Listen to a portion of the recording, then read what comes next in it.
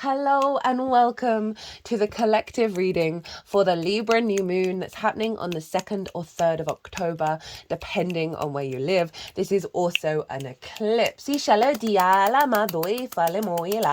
this video, I'm going to be breaking down the astrology of this eclipse, of how the celestial bodies are talking to each other at the exact moment. And this forms a harmonic blueprint. The energy I'm going to be tapping to in this reading is the most integrated and expansive intention of this eclipse. So the more that we sort of understand what's the root intention that's serving our evolutionary growth on our soul journey, the more we can then apply that to anything that shows up for you during this eclipse cycle. Whether that be a problem, challenge, a blessing, maybe a bit confused, if we bring the back to the intention, and be like, this is what this could be leading to. This is the intention behind this difficulty, behind this blessing. That gives you some more perspective and also helps you work with that energy on your own, in your own autonomous way. Right, okay, so Libra eclipse with the South Node. This is happening at 10 degrees of Libra.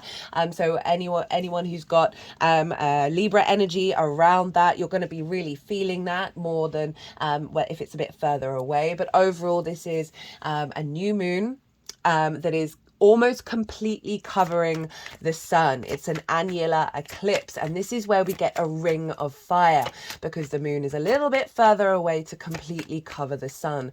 And energetically, this feels like, so the moon is covering up our conscious mind, right? This sense of a deeper understanding of what's going on. And what I really feel with that ring of fire is that moon is transmuting some blockages in our conscious mind, in our conscious understanding of our purpose, our animation, the will of it all, is releasing some blockages that have kept us out of balance. Hello new viewers. My name's Chloe. I work with card divination, astrology, and as you've just heard and as you can see, I channel multi-dimensional energies through my body. This brings both in healing, attunement, and activation codes to serve what's coming through in the reading and help integrate the messages for you. So what was I saying? Yeah, so this really feels like that moon is covering up a lot of and therefore putting into darkness, taking into the void, helping that retransmute that energy in order to clear away blockages that have kept us out of balance, right? And there's a lot of other astrology that I'll link this into, of the overall theme of the awareness of how to bring the practical reality of the magic that we exist in into a more social ease with our environment, with how we engage with other people. And that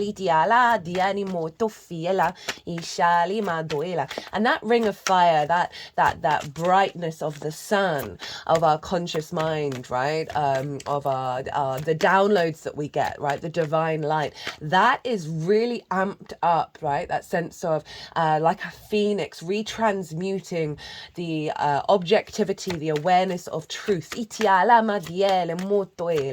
this is obviously going to apply particularly into relationship dynamics and any blockages that have stopped a real sense of balance and a sense of co-creation. That's been coming throughout the summer, as well as sort of really integrating a deeper faith and knowing around the magical reality that we do live in. Just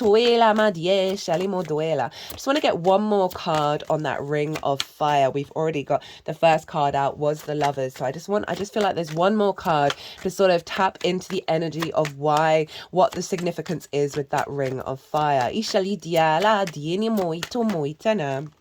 Okay, we got two cards. We have the Five of Pentacles in reverse with the Lovers and the World. So this is kind of summing up what I was saying about removing of blockages. The Five of Pentacles is scarcity mindset, fear mindset, feeling left out in the cold, feeling run down, feeling separate, both socially and social dynamics, as well as from source.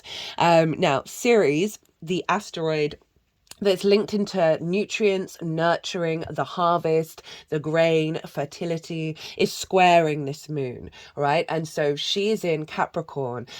Try not to go all over the place, but it's relevant to bring it in now. She's in Capricorn, which is the longer term collective building process.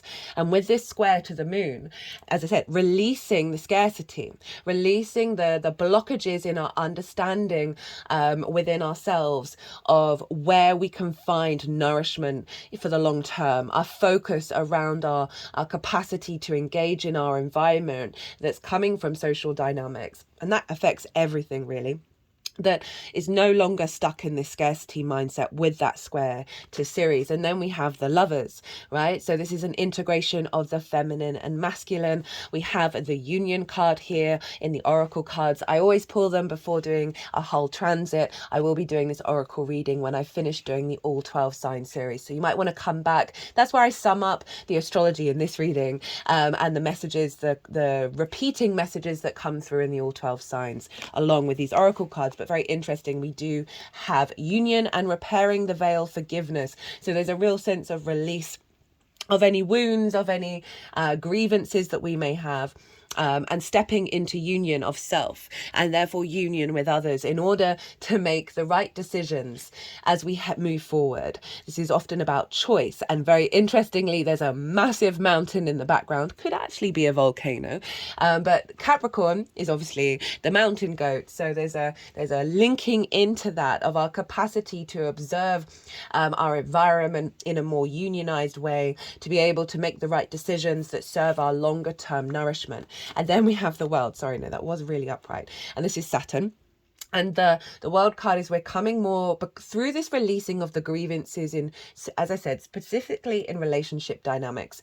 That the more, one of the core elements of the Libra eclipses, the South Node is there, right? The South Node for me is a very esoteric yin energy. It's kind of like a retrograde. It's about releasing things. It's about things falling away, toxins, purging, as well as a refinement and bringing depth and nuance, right? Really cultivating the Libra energy. But it has seen us perhaps withdraw, reflect over certain things in order for them to be released. One of the key themes of the overall transit of the North Node in Aries, South Node in Libra, the Libra side of it is moving away from people pleasing, moving away from prioritizing everyone else in your life and forgetting about yourself. That's in alignment. There's other themes as that as well. That's in alignment with the Aries North Node. The North Node is more of the masculine, yang, outward expression. It's where we're headed, what we're striving for, what we're hungry for. And that Aries North Node is our confidence, being our individual autonomous self, right? A sense of being confident within ourselves. So but not in a way that's constantly bringing in conflict. It's simply being the individual in social dynamics and not losing ourselves. And so the World card is kind of summing up both this South Node energy and the North Node, because obviously the North Node is opposite this new moon, this annular solar eclipse where the sun is being hidden. And so there's a sense of a real, that sun, that will, that animation of self, right? Of things falling away that have blocked us from truly being in a state of completion of knowing who we are. The phrase that I always use with the World card is, know thyself and the world will open up to you. The more that we truly understand our core energy and clear back the layers and pull back all the distortions and get to the real root of what's important to us, not all the little details, but the root energy. And then we clear away a lot of clutter in our energetic field. It brings more of the chi into flow. And when we're getting to the baseline of that energy, that's when we can co-create with the universe in a way that's really expansive, rather than based on our expectations, our assumptions, and our limited mindsets, right, of that scarcity and that fear mindset. So that is such a beautiful message showing up here of the overall intention of that annular eclipse with that ring of fire. So Libra, cardinal energy. I've done a autumn equinox, a Libra equinox collective reading. You might want to go check that out because that's an overall theme that you'll be working with for the next 3 months in the lead up to the Capricorn solstice. And so obviously it's Libra with the sun. So it's going to be adding that energy of that is coming through in this eclipse. And one of the core messages was what I've already said is in the turn following on from the Pisces eclipse, which was a real faith and trust in the magical reality that we live in, is then being able to bring that into a more social dynamics, right? And this is really elevating our confidence, being independent, being able to bring to the table new perspectives. And that's the Libra vibe, right? I so often see Libra as the social warrior. It will bring narratives to the table that balance out distorted narratives that are in the social dynamics, right? It's not necessarily pointing and shaming those distorted narratives. It's simply, well, let me collect the information and bring it all together and then present it in a way that's really accessible. That's kind of the Venusian energy of bringing things together, and an element of charm and diplomacy even that is allowing those new narratives, or not necessarily new narratives, but uncovering more of the truth. You think of Libra as the justice card, right, which is very objective and empathetic, of being able to bring these narratives to the table.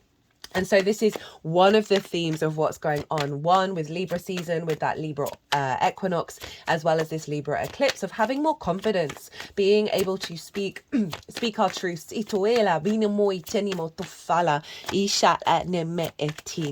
So what's going on in the sign of Libra? Obviously it's the scales. It is about balance. It's about harmonizing the social energy ruled by Venus. And so there is all those Venusian qualities of love, of connection, of appreciation, of harmony. As I said, the diplomat, right? A lot of diplomats have strong Libra energy.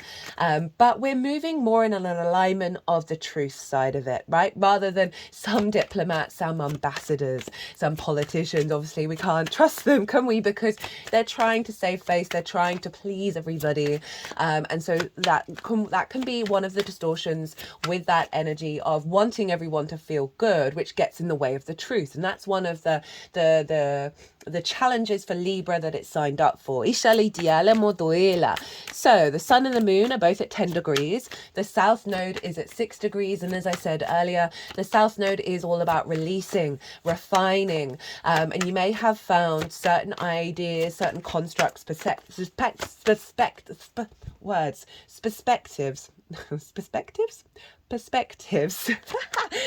that aren't serving your social interactions anymore, aren't serving the sense of inner equilibrium that you may have felt just falling away. Obviously, it all depends where Libra falls in your chart, which will highlight and amplify a certain particular area of your life. And it really is about the release in order to clear the energy and bring depth and nuance and strength, right, to what's left behind, and really building on that. As I say, building on that. We get the Three of Pentacles. Oh my goodness, this kind of sums up pretty much everything that I've already said. So the Three of Pentacles is a dual message. It is mastery of self as well as collaboration. And this figure on the left, right, the one standing on the table, and this is sort of like the center figure that we embody with the Three of Pentacles. This figure, I always like to do the little story of so many parental figures, they wish for their children to go into a profession where there's pretty much a guarantee that they'll always get work in order for us to be safe, right? And there can be social conventions around the professions that you're in, and this figure was like, I am gonna go and carve marble. Right, I always link it into Michelangelo, who was one of the most, if not the most, phenomenal carvers of marble sculpture. And he the way he looked at marble was he wasn't from his imagination that he was carving from. He was aware of what the marble wished to be carved into. Right, so a really powerful energy of connecting to things around us, understanding their true essence. Right, think of that North Node in Aries, and being able to bring that out so others can thing, connect to it, the social energy of Libra, right? Reveal the true narrative of what the essence of that thing is. Itala, well, they like this one.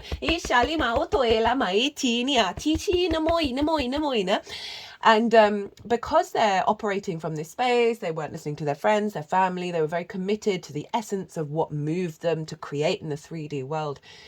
Because they're operating from that mastery energy, they're then drawing towards them others who have other skills, and they are going to collaborate and build something beautiful and long lasting, because they're in this church, and churches, older churches, perhaps not so much the modern ones, last for a very, very long time. So this is through the sense of the individual and the confidence within the self, the Aries North node, and being able to collaborate with others with different skills and being able to work together to build something beautiful and long lasting. That Libra energy of one, not people pleasing, and therefore still being able to operate and communicate and connect on a social level from a more integrated, expansive energy, and creating things that last for the long term. That's the Ceres energy, which I will get to and go into more, that's squaring this moon over in the sign of Capricorn. And I believe this is Mars in Capricorn. So South Node, Moon and Sun. Right, so this is when bigger new beginnings of new cycles are going to be happening around. You may have already had them already. The eclipse window is pretty wide for when these things show up. You may also see things fall away, so adding on another layer of the depth that you're going to be bringing into the Libra area of your chart. Now, this moon is conjunct Mercury, Ishina, Lilith, and Juno. This is an absolute powerhouse, right? So this is what's called a stellium, where we have everything all piled up in the sign of Libra. It's really magnifying the Libra energy. For those of you that this is happening on a Wednesday, that is Mercury's day. So that Mercury energy is even more amplified.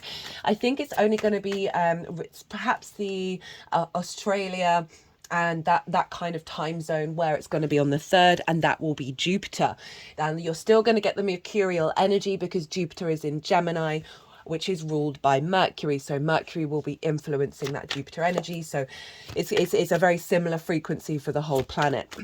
Now, Lilith is all about respect, honor, and dignity when interacting with others, right? And if she's not getting it, and she's tried to figure it out with the other person. She doesn't like hypocrisy or hierarchical systems that make zero sense. So this is when somebody tells you that you cannot do a thing, but they do it, and they give you no good reason why you can't do it. And this is when you go and have a conversation with somebody trying to figure it out, and they're like, I'm just not going to change my mind, but they can't give any good reasons for it.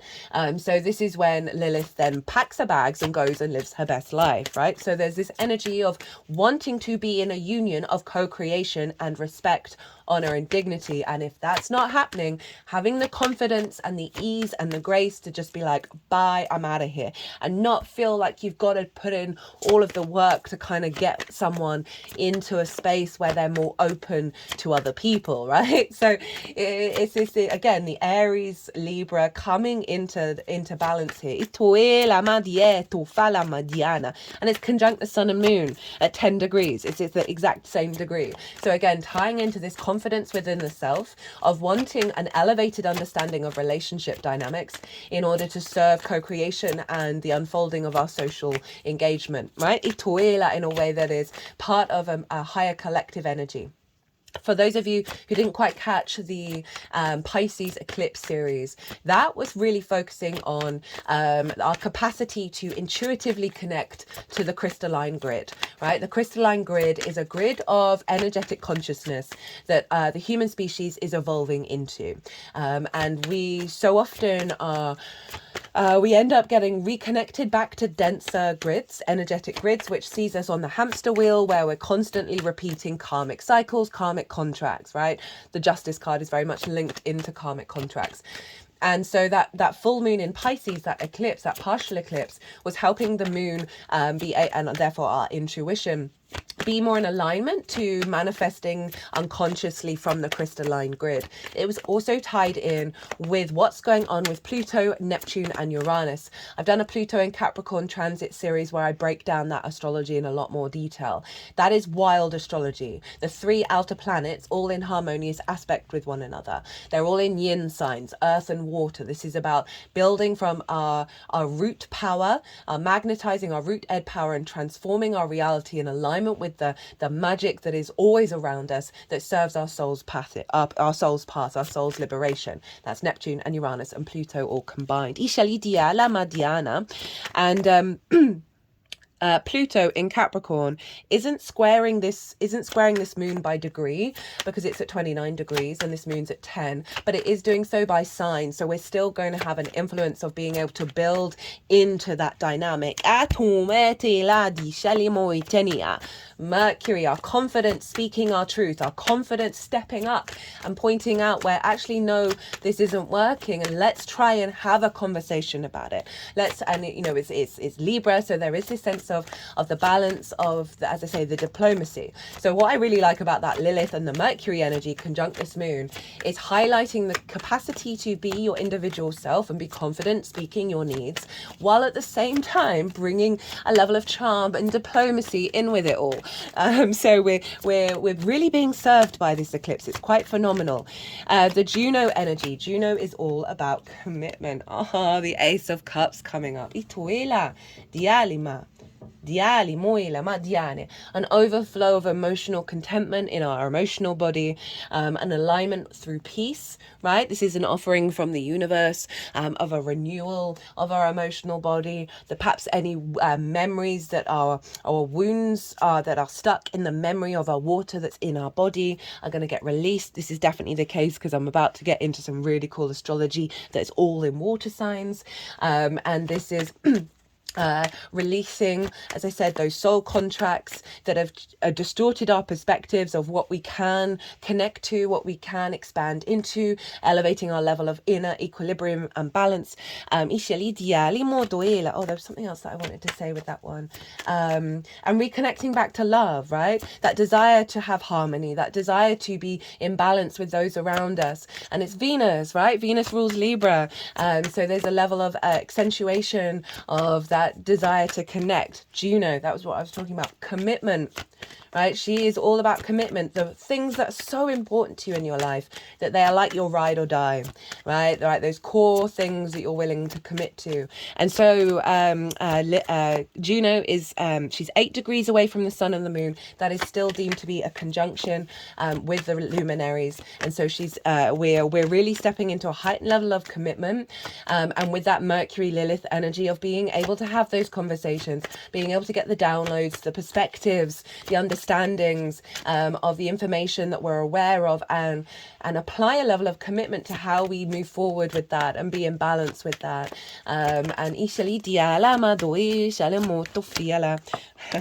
Love that. 4 of Wands coming out with that energy. Oh, not in reverse. That honestly did fell up in the rut, right? This is a sense of putting in the hard work, right, and receiving the celebration at the end of it. I link this card into the harvest, and these figures are all coming together. They've put in the hard work over the year, and they are celebrating the harvest. And in the Northern Hemisphere at the moment, we are in harvest festival time with the autumn equinox. So we're really reflecting on the work that we've done over the last year. But also because this is a new moon and it's starting a new cycle, it is letting us know that the journey that we're going on is leading to cooperation, collaboration, co-creation, that is going to see milestones and celebrations. For some of you, because of the Juno energy, this might be relationship dynamics, right? This may be a level of commitment and celebration and milestones of leveling up of the relationship dynamic.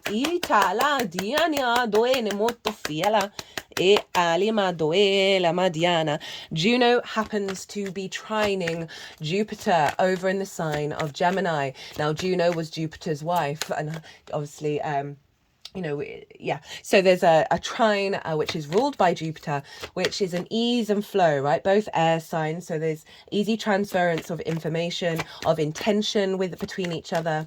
And trine brings elevation and wisdom, a deeper sense of faith and knowing and ease, right? This information, the energies are very comfortable with one another. And I love that this is happening at the time of the eclipse. So again, it really is elevating our capacity to connect at a higher level with relationships, right? This is the king and queen of the heavens, right? So the real upgrade of those kind of relationships. And it doesn't have to be romantic, right? It can be any kind of relationship dynamic that you're engaged in. It can be with source, your guides, your friends, your family, the people that you work with, the people that you interact with in the world, as well as those romantic relationships. Diana, 10 of Swords in reverse. A release of karmic contracts, wounds, spells, perspectives, ideologies that have kept you immobilized, right? Have kept you from being able to move around and be your full conscious self. These are all along the spine, and the spine holds a lot of karma, and these are all being released, right? So these blockages from the soul contracts that have stopped you from truly being yourself and understanding how you perceive the world in a way that has movement. You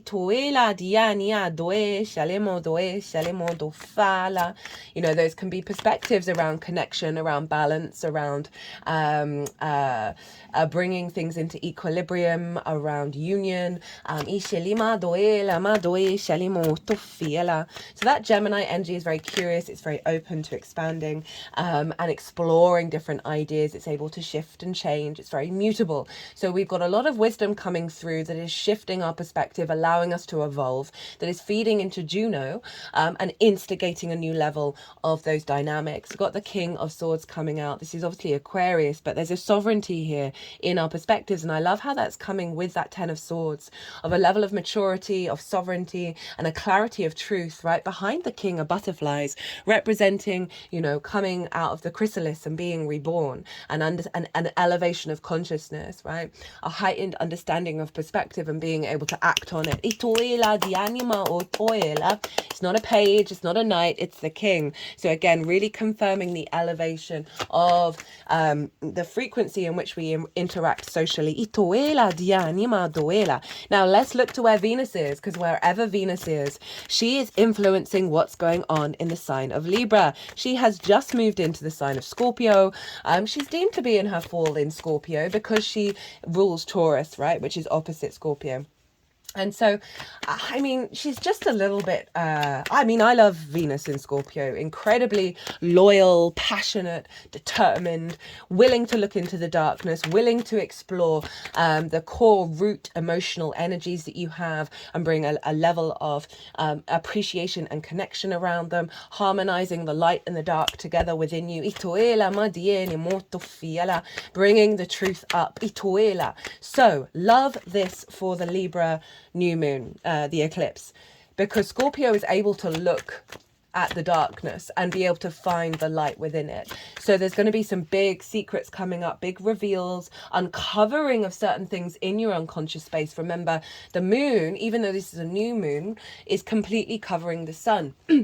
So there's this darkness of the moon, but also the awareness of it, even though it is in darkness, that that we are, through this Venus energy, being able to elevate what is hidden from us, and connect the dots and find a deeper level of cosmic creation, right? I often see Scorpio as a very intense shamanic energy, right, that is able to walk those paths that others may fear to tread. You know, Venus is incredibly phenomenal and powerful and determined in Scorpio, and being able to do that and stand in that energy, right, and release and transform the old cycles. You think of death being the Scorpio card, of letting go of those wounds that are stuck in our fixed emotional body. So she is influencing this and adding on the confidence of your unique individual self, and revealing lots of jigsaw pieces. My whole body's sort of moving very oddly, as if the jigsaw pieces are all dropping into space. Now, Venus is in Mars's sign. Here, 3 of Cups. I'm just about to talk about Venus, Mars, and Saturn, all in water signs. So, and they're all trining each other. But so Venus is in Scorpio, which is traditionally ruled by Mars. So we want to look to where Mars is. And Mars is in Cancer, in the sign of the moon, and is trining Venus, which I will get to. But that Mars influencing Venus from the moon's land. So obviously the moon is influencing Mars, and the moon is in Libra. So this Libra eclipse is influencing Mars, influencing Venus, as well as Venus influencing this Libra eclipse. So they're all linked into each other. The moon, Venus, and Mars, they're in a feedback loop between each other. So a lot of water influencing this yang air moon. So as I said, linking back to what I was saying about the memory we store in the water within us, being released and transformed, right? That's the shamanic journey of doing the deep healing for yourself that serves the collective and your society. So the moon is making sure that our motivation, our drive, our instincts, our passion is in alignment with this elevation of these relationship dynamics. You could see a lot of sensitivities in our actions, our triggers, with Mars being in the sign of Cancer, as well as strengthening our desire to defend and understand our family, right? That familial connection with the moon, it's often linked into the home, and therefore those who are nearest and dearest to us. Is a heightened elevation of your intuition through your motivation, through your instincts and your drive and your action, that are helping bring into alignment that through your actions and your desires, Venus, this is all you are intuitively in your flow in regards to how you're interacting with other people, that is going to just see a very natural unfolding of this elevation.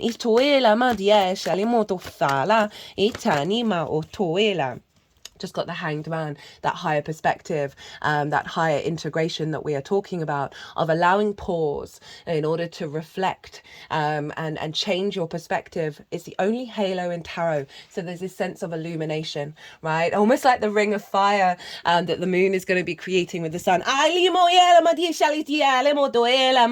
got this snake necklace wrapped around the Happy Buddha, right? The Happy Buddha sees every experience as one of ease, one of flow, right? And is able to laugh at the good, the bad, and the ugly. And I've put the snake around it. The snake is a symbol for the North and South Node, right? The South Node is the tail of the dragon, the release. The North Node is the head. Itoe of what we eat, what we're hungry for.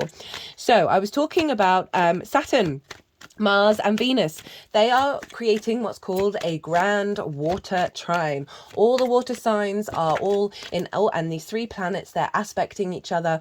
So again, that Jupiterian energy, the ease, the flow of information between these 3 planets in the water bodies, all coming into union, right? That sense of wisdom, that sense of elevation, the bringing together of things in order to elevate and expand, a deeper faith, a deeper knowing. And with that knowing comes a level of confidence.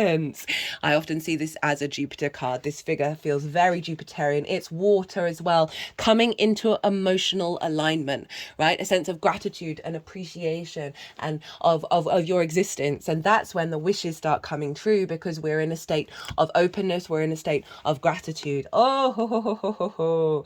Love that with the swords. And now the water, right? So, as I said, so with that sort of knowing brings a deeper level of inner confidence, and that's when the opportunities, the synchronicities, the abundance can come in with the trine energy, and so there's a real ease of transformative frequency around what's going on with the water in our lives, right? That memory, that love, that creativity, that intuition really heightened. Saturn is still retrograde.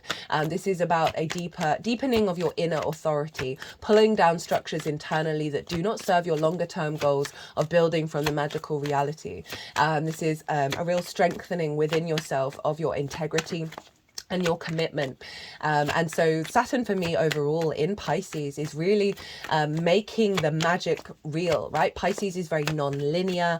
It is deemed not so rational. It's not necessarily about all the details. It's more of the haiku than the essay, but still retaining a deeper level of wisdom. Very synchronistic, very fluky. It's the collective water energy. So we're doing healing work with the collective water wounds, the social water wounds, and your personal water wounds. And therefore, because of that, clearing out, releasing with the South Node, and then bringing a nuance and a depth to our capacity to then bring that all through the way that we communicate in the social environment, and the way that we receive information socially, right? The social cues that we're picking up on. That just helps bring in that, where was that, the Lover's card, our capacity to be able to make decisions that serve our longer term goals. So that Saturn can bring up restrictions and limitations. Just trust and know that it's doing so in order to get you into your emotional alignment. Same with Mars in terms of conflict, things kicking off, heightened sensitivities, and Venus being in not her favorite place to be in, where there may be the intense desire and appreciation to tell the truth, right? I love Scorpio energy. They have the receipts and they're not afraid to say them. Whereas I find that the Virgo energy, I've got a Virgo sun, because it sextiles the Scorpio energy, really gets on with Scorpio, because Virgo have got the receipts, but they don't necessarily say them in such a blunt, causistic way.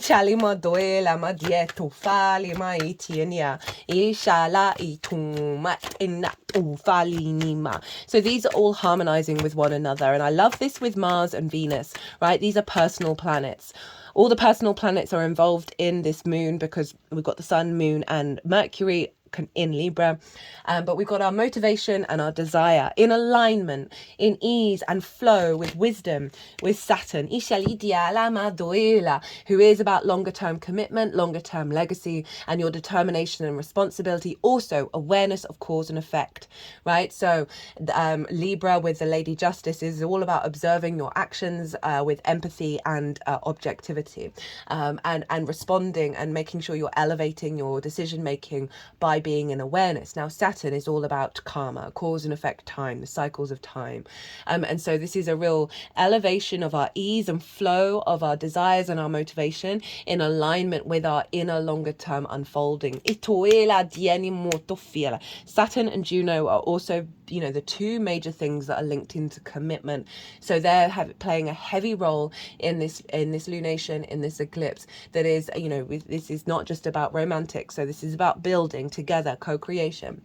We have the Sun, which is hidden away, and I love that this is showing up because it's actually releasing, as I say, those things with the things in the conscious mind that have blocked the true unconscious nature of self to come through and bring in a nervous system that's in balance. And this is about freedom and light and joy and play. It's a big yes card, so it's saying we're heading towards a greater level of illumination.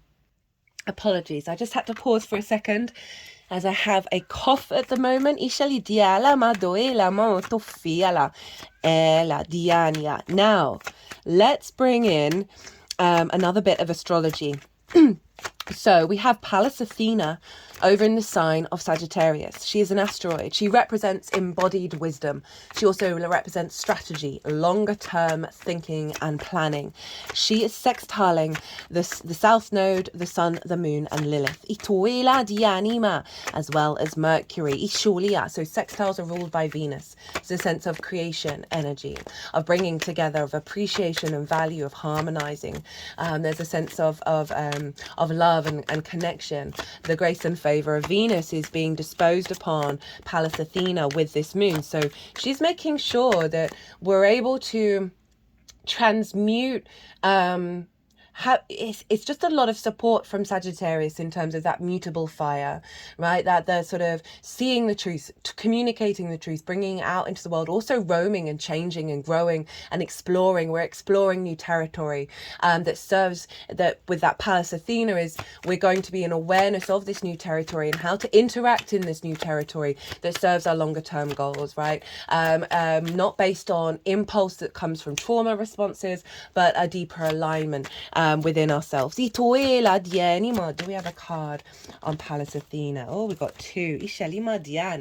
We have the Six of Pentacles with the Knight of Cups. So this is about rebalancing, right? We've got the one of the two cards with the scales on, of moving away from that Five of Pentacles and coming out of scarcity, right? And this is, we've got a knight. It's not a knight of fire, but it is a knight of water. Of moving through the world and seeing the love, being the true romantic, right? But it's based on coming out of a scarcity mindset, out of not having the resources you need. This is infusing in the Knight of Cups of you finding through your movements as you roam through the world, as you go into this new territory, that you are being supported by love, by your emotional body, by your intuition, by the magic within you. And it's not a jaded energy, and I really like that that's coming through, that we're really open. And that is serving that with that Pallas Athena, the longer term goals, right? And we've got in a more of an embodied sense of wisdom in our instincts, that fire energy of Sagittarius. Sagittarius is very confident. It's ruled by Jupiter. And so there is this sense of heightened confidence within ourselves that is allowing that water to come through and flow easily from our instinctive nature. Now, at the time of this lunation, Chiron is opposite Juno. So Chiron is in Aries. Now, this isn't directly by degree influencing the moon, because it's over 10 degrees away from the opposition, but it's still affecting by sign. And Chiron in Aries, the key theme for me with this one, for us collectively, is Chiron is the wounded healer, the master teacher. And this is often where big wounds show up that we then transmute into wisdom that serve our evolutionary process, and we also give that frequency back into the collective. It also deals with sort of more bigger collective as well as soul wounds that we faced in previous lifetimes. In Aries, so many of us in this lifetime, and many others, all of us in fact, have gone into new territory, right? Aries is the I am of it all. It's the first one out. It wants to go explore. It wants to go out into life and experience things from its own frequency and not being told what to do or where to go or who to be. Now, with that Aries energy, so often we would have gone into new territory, gone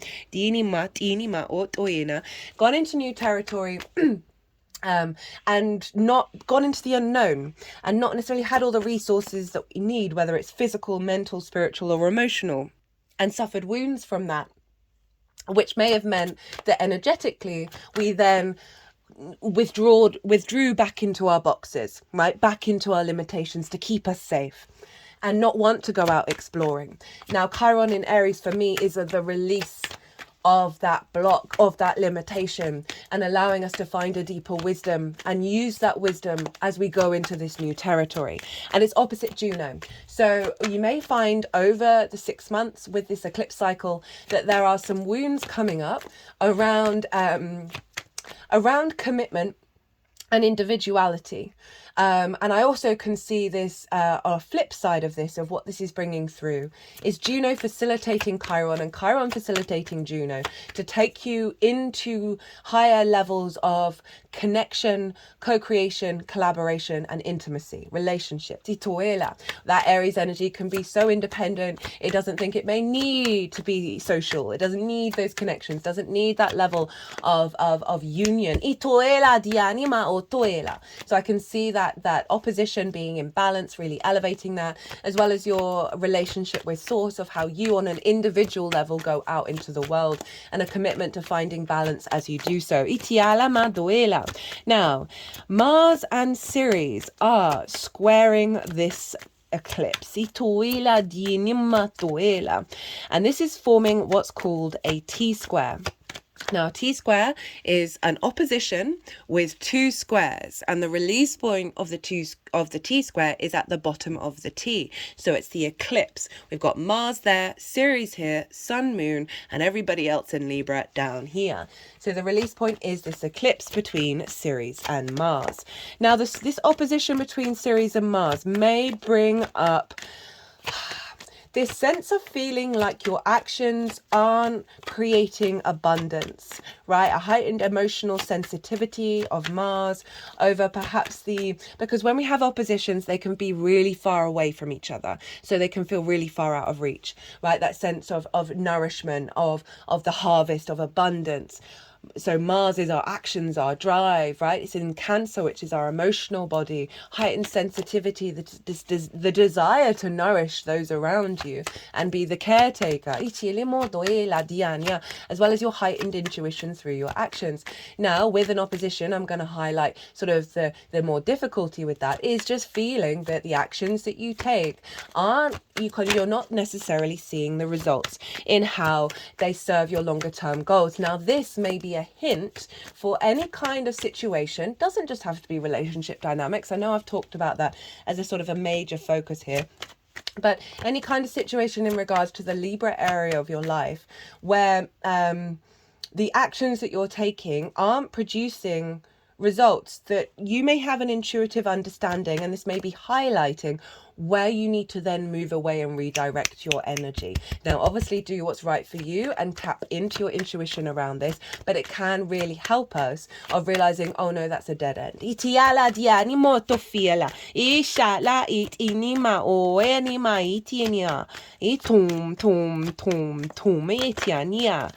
The other side of this is you being in very harmonious alignment through your intuitive actions. Oh, did I just see that? Where'd she go? Diala, your intuitive actions that are seeing results, right? That you're seeing that abundance, that you're really in alignment with Ceres and Mars working together to act from your intuition in regards to that martial energy of building and bringing a level of strength, right? It's in a water sign, it's a yin sign, so it's more about the protective energy.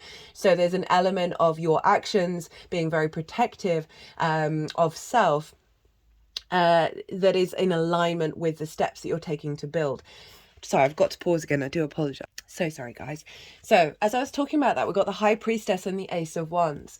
So the High Priestess is essentially your higher self. Your higher self is always drawing towards you that which serves your evolutionary growth. Now, in alignment with the crystalline grid, where we are tapping more intuitively to that of co-creation, abundance, expansion of the consciousness, rather than the denser karmic cycles, the hamster wheel that I talked about earlier. I really like the High Priestess showing up as the next new moon after that sort of heightened activation of us tapping intuitively to that grid. That this is saying that your intuition, your inner higher self, has a deep confidence of it drawing towards it that which serves it. So we think of that Mars over in the sign of Cancer, right? This is the moon's card as well. That it's your instinct through your actions, through your intuition, that are very unconscious, that are serving this alignment, that is leading to vitality, to passion, to drive, to virility, to creation. It's very independent fire, right? So this is heightening your instincts, a renewal of your instincts that is to do with that which serves you, that which brings abundance and fertility into your life, because we have the pomegranates at the background. We've also got the two pillars, and this is the balance of the unseen and the seen realms together. So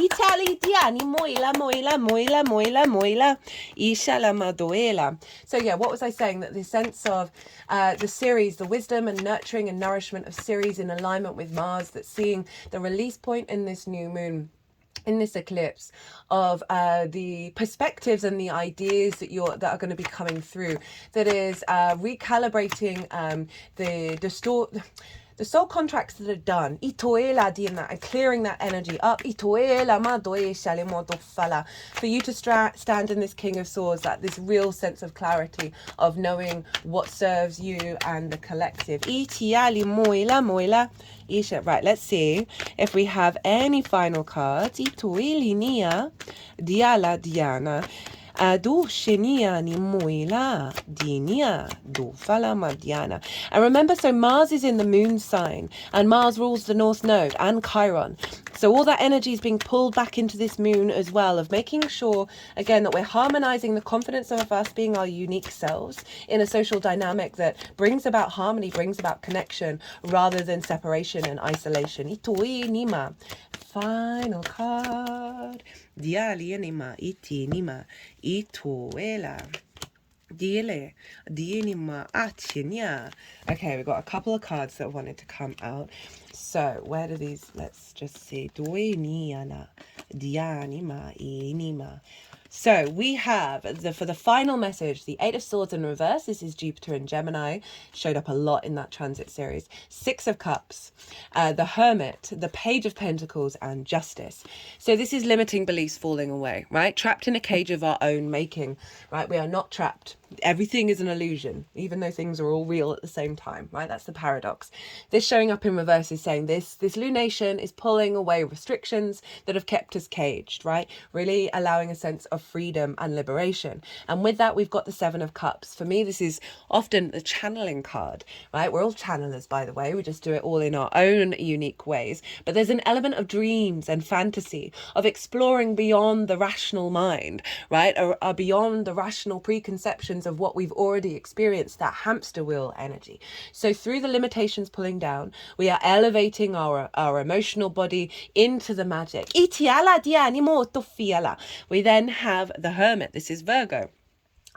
This is allowing us to be very confident in our inner wisdom. The Hermit isn't bothered about what society thinks about them, right? So bringing in that Aries Libra dynamic, and it is about cultivating a deep inner wisdom that is not reliant on the expectations and the assumptions of the collective, which is leading to new opportunities, new possibilities, new ways of communicating that are creating in the 3D world with Justice. Here she is. She finally shows up as the last card, right? This sense of objectivity and empathy, in awareness of how you are observing the external and the internal world, and making good decisions, drawing lines under the sand, right? The judgment, that's the final judgment, and things falling away. You're no longer certain soul contracts, certain repeating denser cycles of that hamster in the wheel. This is like, there are no more appeals to be had. It is the final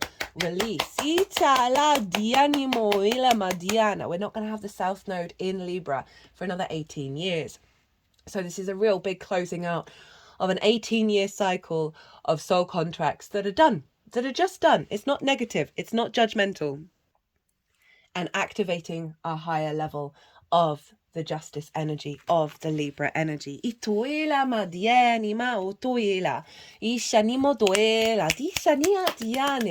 what a message. All very doubling up and linking into each other. I hope you enjoyed. I hope it resonated and brought some kind of awareness and understanding that you can apply to your own personal life. I will be doing an all 12 signs video series, as well as the oracle reading. Forgot to mention at the beginning of the video, which I should have done, for the whole of Libra season. Anyone who books a personal reading through my website will get double the time of the reading. And the readings don't have to be in October, in Libra season. They can be at any point, because obviously there's a calendar on the website, so you can book in advance. I just wanted to give back. I wanted to bring things into balance, have the two scales doubled up. So go check that out. And other than that, be good to yourselves, be good to those around you, safe travels. Sorry, should have mentioned at the beginning, eclipse energy. Unless you've worked with eclipse energy before and you're very confident in knowing what you do, eclipses are bigger energies. This is when the sun and the moon meet on the horizontal and the vertical. It's dealing with longer term cycles. We often don't want to plan or try and control what happens around an eclipse. I recommend following your intuition. during the eclipse, if you want to do any rituals, plant any seeds, any manifestation work, but go with when you're in the energy of the eclipse, because then you're working with it, not against it. And also, if the outside world invites you to do something or suggests something and you get a little glimmer in your head, that is more working with the eclipse energy than you going, right, this is where a Libra is, this is what I'm going to plan to do, I'm going to make sure it's all blah, blah, blah, blah, blah. That's you trying to control it. And honestly, this is bigger than what our conscious mind, my mind is now throbbing right now, bigger than what your conscious mind, I mean, as I said, it all depends. And do what feels right for you. Never do just what somebody's telling you to do unless you feel it's in alignment. Right, I'm going to leave it at that. Be good to yourselves, be good to those around you, safe travels, and be well until we meet again.